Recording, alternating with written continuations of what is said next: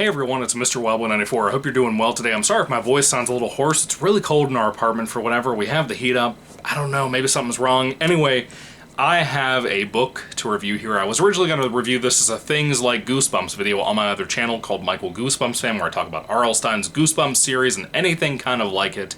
And I decided that this is a little bit more of a YA type book, which is not a problem. I still probably should talk about it on that channel. Maybe I still will make another review at some point for that. But for now, I think I'm just going to make a review here on this channel because I'm rather pissed about this book. I'm actually livid about it. This book was terrible. It's called Don't Turn Out the Lights, and it's edited by Jonathan Mayberry. It's a short story collection, and it's supposed to be a tribute, as it was basically promoted, and as it says at the top of the book, a tribute to Alvin Schwartz' Scary Stories to Tell in the Dark, which I'm a massive, massive fan of. This has every issue of modern-day middle-grade books, and YA books for that matter.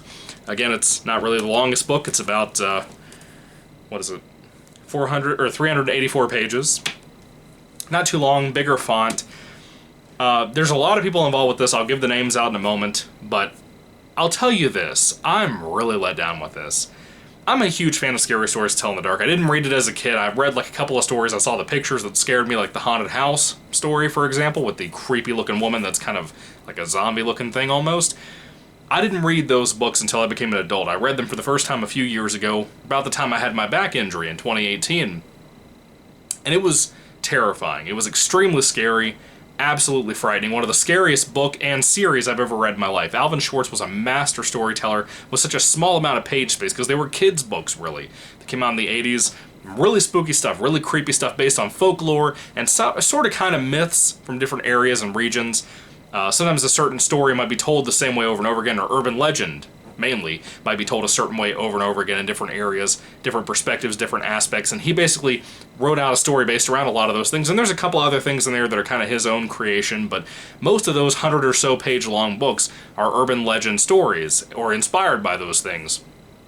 And they are truly terrifying, alongside the original artwork done by Stephen Gamel, I love Scary Stories to Tell in the Dark. I think it's one of the scariest books ever written. I actually wrote one of my more recent books that I was trying to get published. I could not get it published for whatever reason, based around the same idea of being that. Very short stories, 5 pages at maximum. Some of the stories in Scary Stories to Tell in the Dark are maybe a page or two long, maybe 3. I think the longest in there is maybe 6 or 7 pages, out of all 3 of the books. And yet they're extremely effective, because the artwork mixed in with the way those stories are told, the way they're written, very dry, but also very atmospheric in the weirdest way, sometimes leaving out details, add an atmosphere and attention to your stories that they need desperately. Now this book here, I would argue about 90% of the stories in here are complete misses for me. Complete misses. They don't work. And you want to know why they don't work? Because they're overwritten. They're overwritten. I'm not saying anybody who wrote these stories are bad writers. I'm not saying that at all. Jonathan Mayberry, one of my favorite writers of all time, is the editor of this book. I don't know what he was thinking, unless it was a contract issue of a certain length the book had to be. I don't know what it is. The dude's clearly a fan of folklore and urban legend stuff. I know he is. I've read his books. I've read tons of his books, if not almost all of them. I'm a huge Joe Ledger guy, at least for the first few books. I love Pine Deep Trilogy. I think it's just one of the best book series you could ever read. Mayberry just knocked it out of the park with that book series. Rot and Ruin are phenomenal. I think it was Dead of Night was the first of that trilogy there. That was really great too. The dude is excellent. He did the novelization of the Wolfman remake. He was great with that too. The guy has experience under his belt. He knows what he's doing. I love Mayberry's work. R.L. Stine is involved with this book, and his story might be the worst story in here. And it's just, you know, not that I've ever read a Stine book that hasn't been bad. I've read a couple, but like his is like the possible worst story in this book. Maybe I'm wrong, because I've been reading this thing since like it came out. Like the day it came out, I went to Barnes & Noble and got a copy, and I have been struggling with this book ever since. I've tried my best to burn through it, and I finally did it the other day, and I got through the last 140 pages or so. I struggled immensely with this book. It is just so dull. It's so dull, and it's just... Again, I know that a lot of us, especially if you're a big urban legend fan, have probably had a lot of exposure to the stories that are in Scary Stories to Tell in the Dark, and I know this is a tribute to that book, so it's trying to write stories that are kind of like that. They don't have to be identical, because it is a tribute. It's their own thing.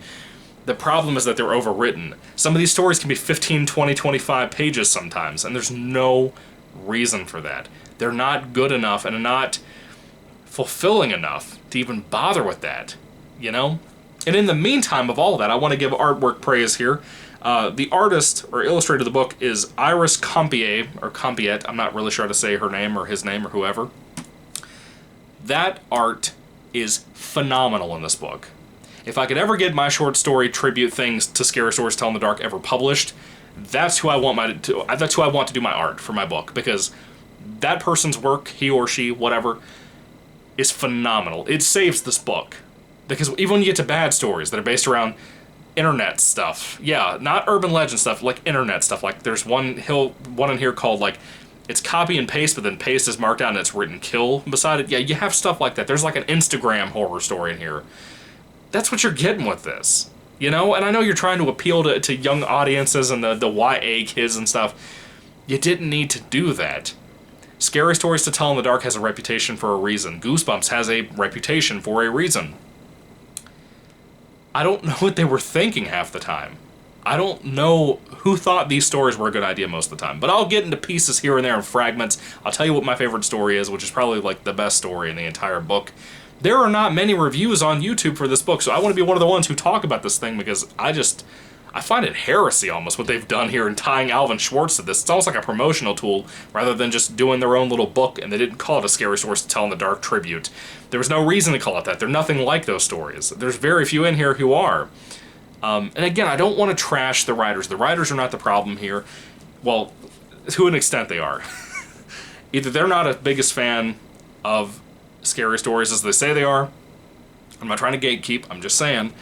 Either they're not as big of a fan of that series as they say they are, or Mayberry came through, told them what it was about, told them what it was like, and then they tried their best to kind of just do whatever, and it didn't turn out well. I don't know. I'm trying to figure out what the problem is here. It's overwritten for one. All the stories are too long. This book should have been like 200 pages at maximum. I think you would have had a lot more readership with it being shorter. I know YA demands bigger books for whatever reason, and some books deserve that. The Rotten Ruin series from Mayberry deserve that. They're good books and they're thick books for a reason. There's a lot of characters in there, there's a lot of world building in there, there's a lot of zombie stuff and fights and battles and all kinds of crazy stuff. Such a great series. It needs all that page space. This does not. These are not good enough to have all that page space. And some of these stories at times almost feel repetitional. They almost feel like one author talked to another author and had the same exact idea of the most bland story ever, and they wrote it down the same way in their own way.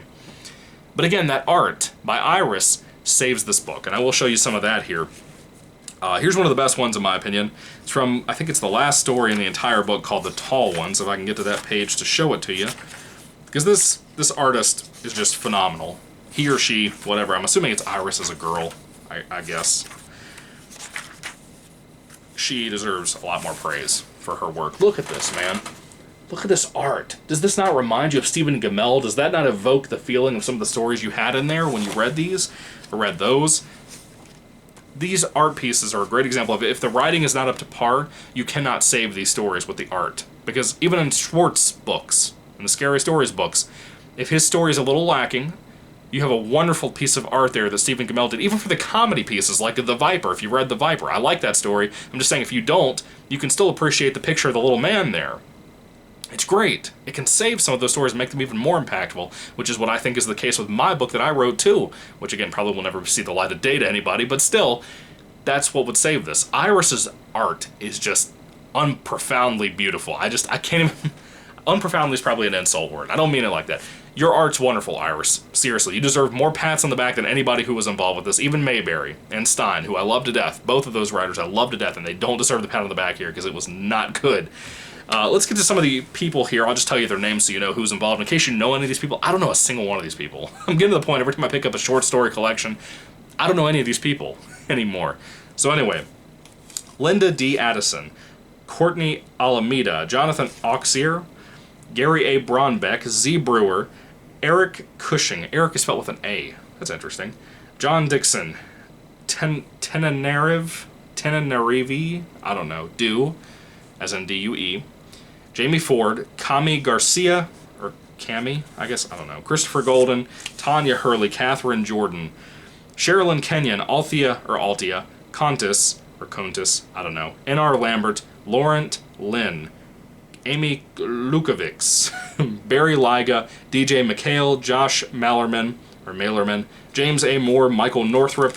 That name sounds familiar. I think I know the name from somewhere, but I'm looking right here, I'm not seeing the name. But anyway, Michael Osto, Joanna Perrypinsky, I believe. Brendan Reichs, Madeline Rue, R.L. Stein, my boy, who let me down tremendously here. Margaret Stoll, Gaby Triana, I guess it's Gabby. Luis Alberto Uria, Rosario Uria, Kim Ventrella, Sherry White, TJ Woolridge, and Brenna Jovanov. These people are here, I don't know any of them. Let's talk on the front at the, if I can find it, yeah, the beginning. I'll go through the different stories and I'll kind of bring up pieces here and there. When I picked up this book, you have to understand, I was so excited for this book. I made a YouTube video on my Michael Goosebumps fan channel talking about how great this book was probably going to be. Because I love scary stories and I trust Jonathan Mayberry. And Mayberry can waver. He can be really great. When he's on, dude. He is like, he was my favorite writer of all time until I got more into Goosebumps and Stein. Even though I knew Stein before I knew Mayberry. But still, Mayberry's work is usually on par. He didn't write anything for this book, to my knowledge. I think he was just editing for this. Which is not an easy job. That can be difficult, especially with the people you're getting here, or their quality of their work. Yeah, I hate to be insulting, but it's the truth. There are some stories here and there, and when I read the first one, it really put me off, and as I read more, the first 100 pages, I was just like, what did they do?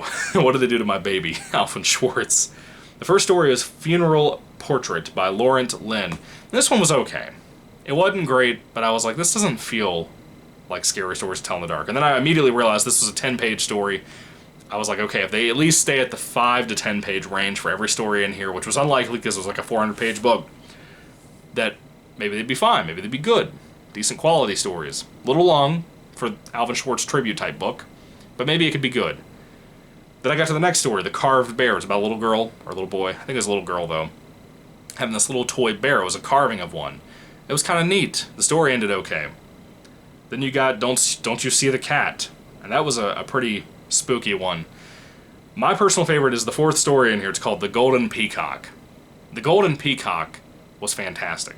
It was like a peacock feather painting thing that a family had gotten, and a little girl started having issues, their daughter started having issues. And the ending of that story, I did not expect to see in here. And that was before I knew this was a YA book. I thought this was advertised and promoted as a middle grade book, but it was not. But I think it'd also not be too far from being suitable for middle grade, because a YA reader could handle this stuff in here very easily, very pleasantly even, because it's not very scary. There's like nothing scary in here, I'll just say that. There are the moments that are kind of creepy and kind of grimy and stuff, but there's nothing truly terrifying in this book. The closest thing I came to terrifying outside of The Golden Peacock, which was not really terrifying, you had a story in here called Jingle Jangle, which was kind of spooky, but it wasn't great. You had a story towards the end, well, closer to it. I think it's this one. It's like a Japanese thing, I believe. It was like Hakashi Kusama? I don't know. I can't say. It's on page 247 if you have a hardcover copy. That story was good. Really, really good. I liked it. It was relatively short, really spooky. And then they end on this last story in here called The Tall Ones that I showed you the art from, which again, the art's fantastic. It's like an alien story, but kind of not, but kind of is.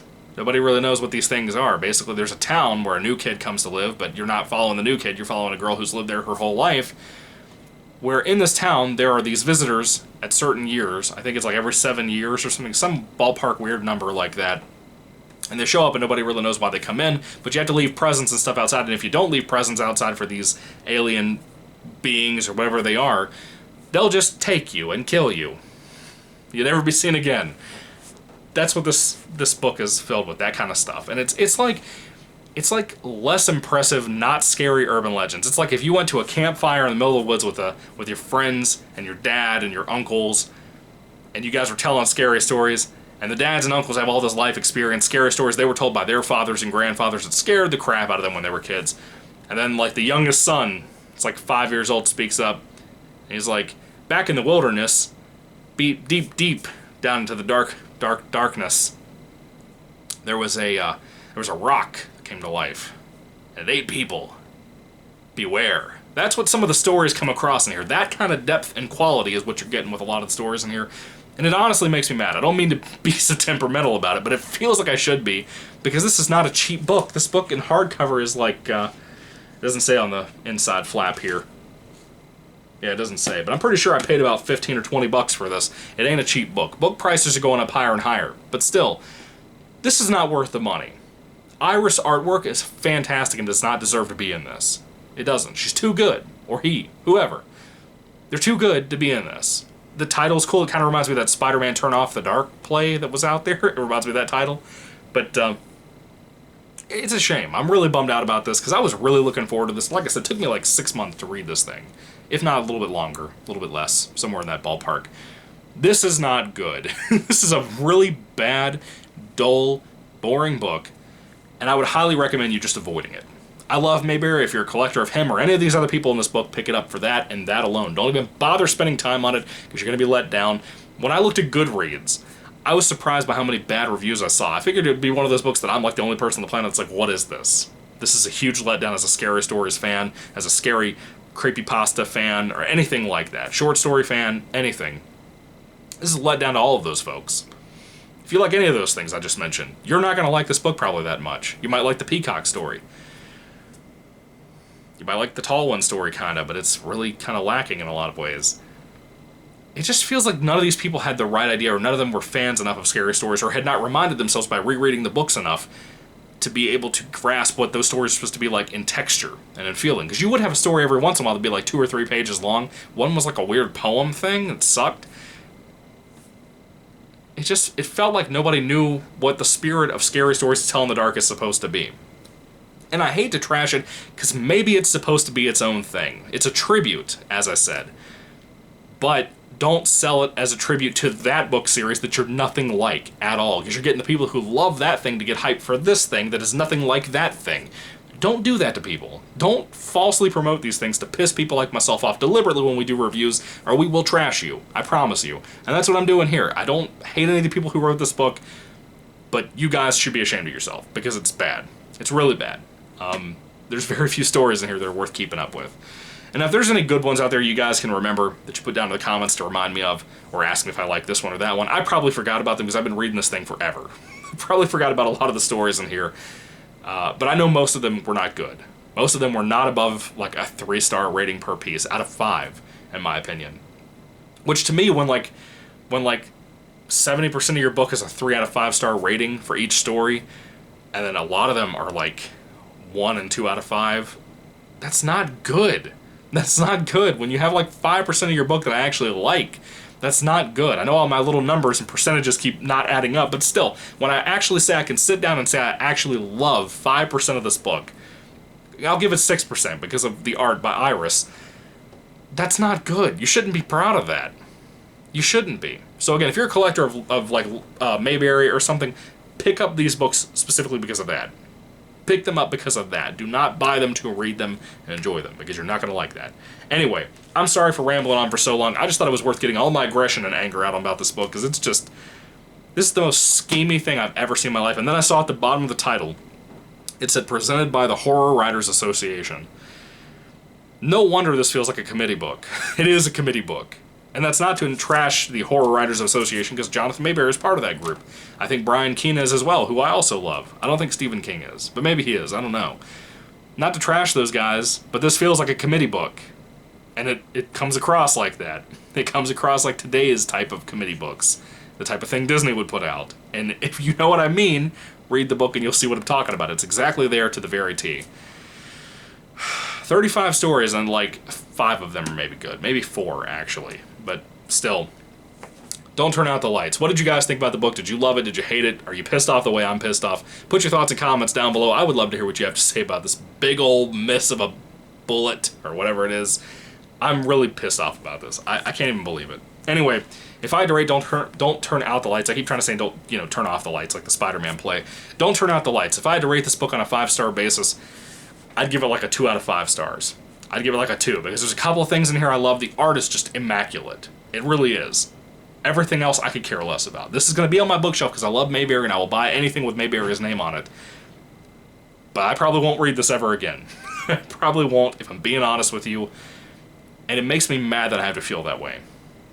And it makes me sad, too, that this is the first, outside of Limbus Inc. Book 1, this is the first Mayberry thing I've reviewed here on my channel that I will be putting under his section on my playlists because he's tied into it. He edited the thing. You know, if anybody was going to make this good, it was going to be him. And you'd think, too, with Mayberry, he should know, too, as an urban legend fan, that the shorter the story, the scarier the story, the more impactful the story, the more memorable the story is, because you can memorize it a little bit easier. You know, you can paraphrase it and make it scarier. When you take away that shortness and add these really long things, and you add in Instagram scary stories and all this stupid bullshit like that, you just ruin it. And it doesn't make it scary anymore. That's why creepypasta has gotten such a pickup from fans, and people loved it. You had a whole TV show, Channel Zero, based around some of those ideas from some of those stories like Candle Cove that scared the crap out of people like myself. It's like 5 pages, you know? When you miss out and you don't understand your beast of a material or a manuscript, this is going to happen. So anyway, I'm gonna quit rambling and arguing and whatever now. Thank you guys for watching. Let me know about your thoughts about the book and all the writers down in the comment section down below. Have you ever heard of any of these people that wrote in this? I would love to know. Again, Stein, he wrote the worst story in here. It was like a ghost hiding in a closet, and the premise sounds interesting because he's trying to scare this kid just so he can go on to the universe, as he puts it. He tries his best to move on, and then the revelation the ghost finds out is the most obnoxiously stupid twist I've ever seen in one of Stein's works. Ever. I've read a lot of R.L. Stein. I would consider myself probably the biggest fan of R.L. Stein because I love his books. He's my favorite writer of all time. That twist at the end of that story makes me want to slap him. It makes me want to slap the guy. It's unbelievably stupid. Anyway, I'm done. I'll stop now. Thank you for watching. 2 out of 5 stars from me. May the Lord Jesus Christ bless you guys today, and goodbye.